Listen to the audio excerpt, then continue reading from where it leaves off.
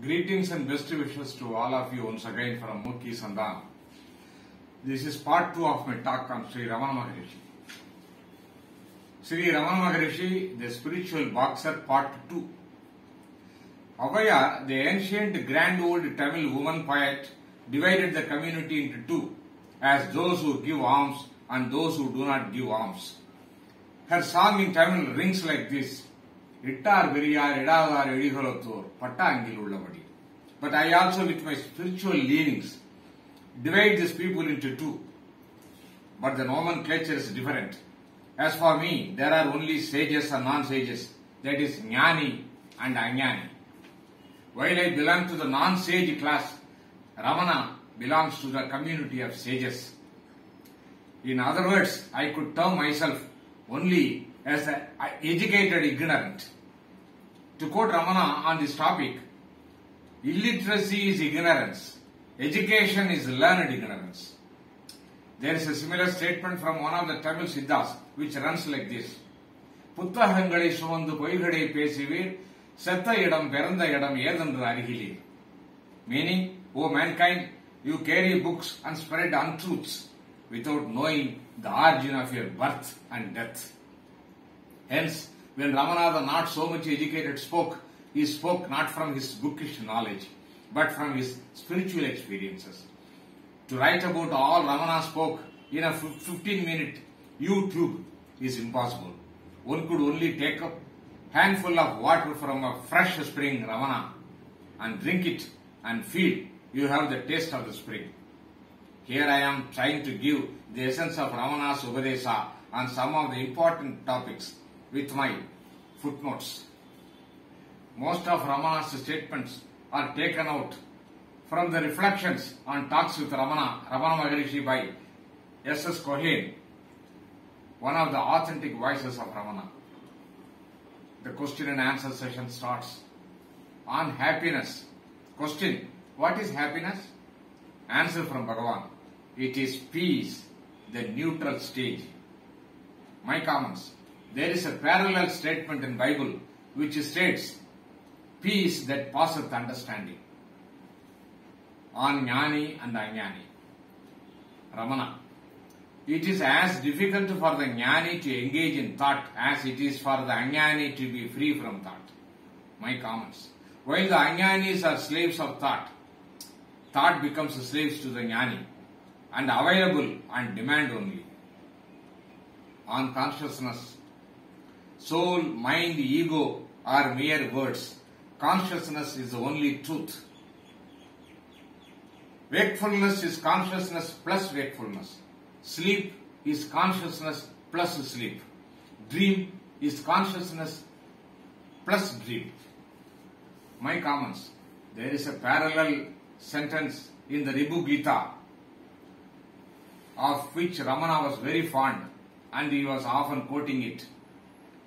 One of the poetic sentences in Tamil in it says, சித்தமதை நன்றாக விசாரிக்குங்கால் சின்மயமாய் பிரம்மம் அல்லது இல்லவே இல்லை. Rendered into English: if proper enquiry is conducted on the intellect, then you will find it is nothing but consciousness, that is Brahman. On death. Question: what about death? Answer from Bhagavan: first of all, are you born? My comment: the death is only for the ego and not for the self, that is Atman. The famous sage Gaudapada in his Mandukya Kariga raised the same counter question as the answer on the subject. On society. Question: why so much injustice in society? Answer from Bhagavan: mind your business and all will be well. Ramana on the world, humanity and sages.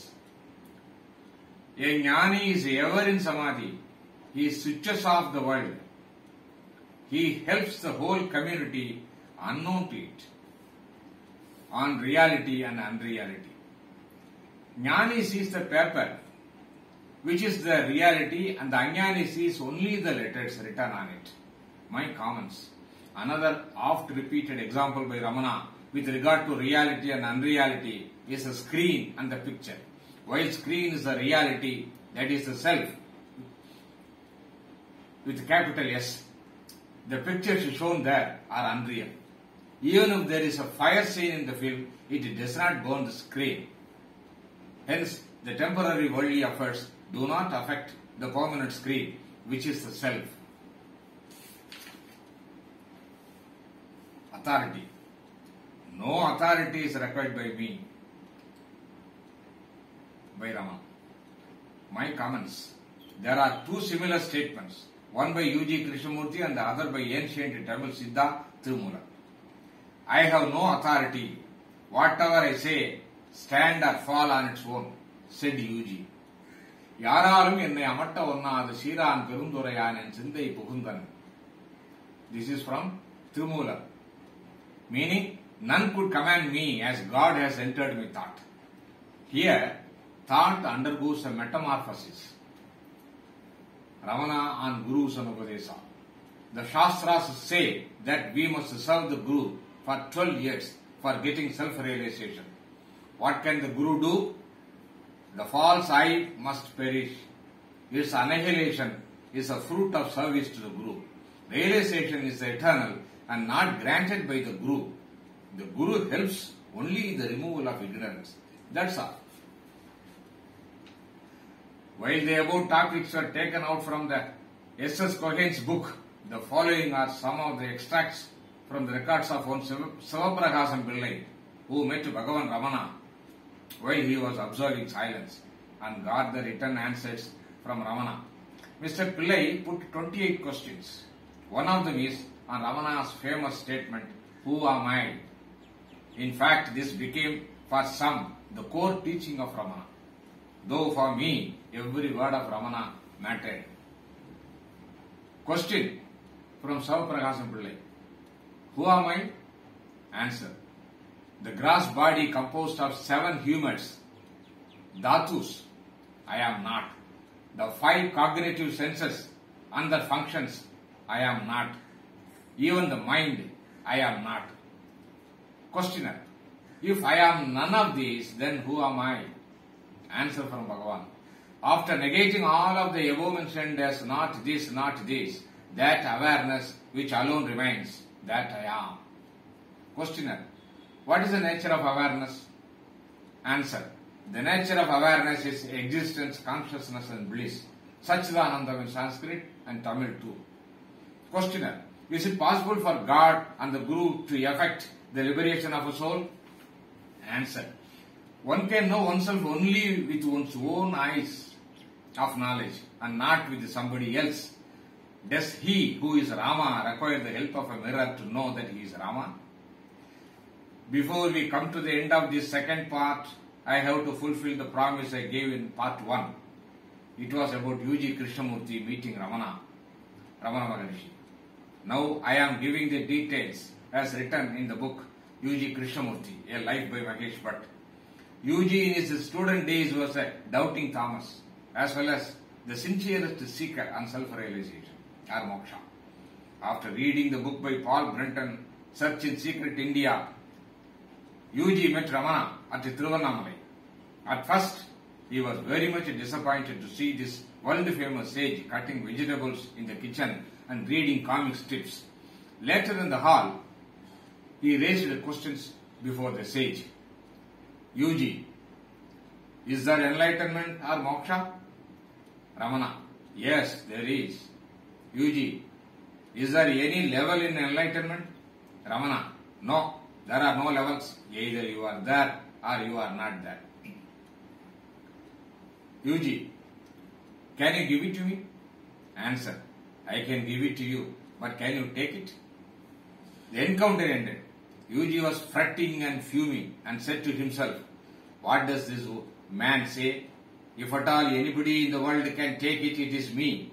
So, U.G. the future sage walked out in desperation from the then present sage. Later, U.G. told his listeners that after meeting Ramana Maharishi, I stopped meeting Swamijis.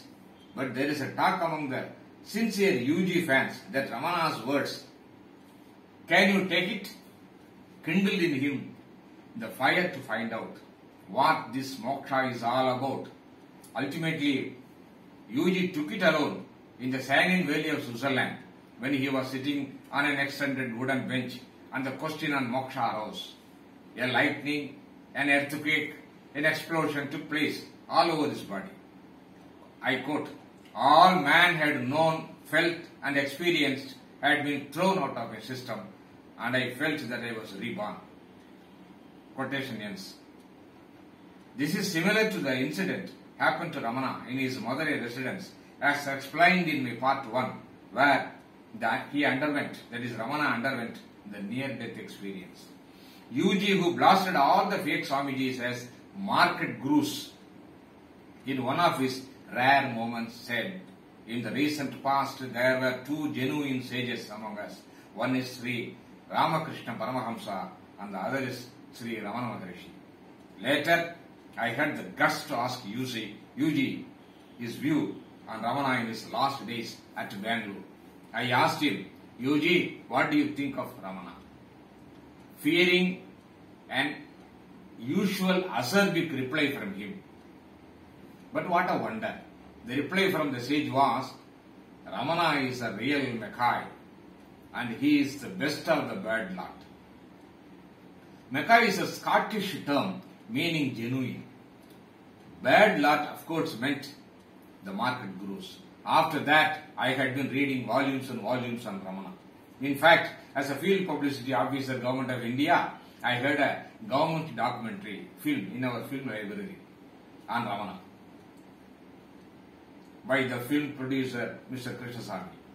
I, along with other films, screened this film in our daily show in various villages and cities in the late 70s and 80s. The film talks about how Venkatramana, as a boy born in Tiruchuli, a small town near Madurai, on 30th December 1879, during the Christmas festivals, and on the Arudra Darshana day, an auspicious day for Shiva, and how after his leaving Madurai, on his enlightenment at Madurai, his journey to Tiruvannamalai, and his stay there for 54 years. Finally, the film vividly describes his death, leaving his mortal body on the night of 14th April 1950. When the Atman departed from Ramana's body, the whole residents of Tiruvannamalai and surrounding villages saw a glowing light, white light in the form of a star, travelling and disappearing over the Arunachala hill, to which Ramana the renunciate was attracted in his 17th year and never left this holy city after that. To strike a personal note, in my residential hall at Bangalore, there are two photos which hang on the opposite walls. One is that of the clean-shaven, handsome UG Krishnamurti, and the other is of the bearded and smiling eyes of Sri Ramana Maharishi. Every day I stand in between them and look at their divine faces. No doubt, both are spiritual heavyweights, champions in their days. On watching them every time, I have a feeling that they both punch my ego. I only eagerly await the day of days when I am going to be given a knockout punch. I do not know from who the ultimate punch will be delivered. For me, it makes no difference, as I consider UG Krishnamurti and Sri Ramana Maharishi as two sides of the same coin. Thank you very much.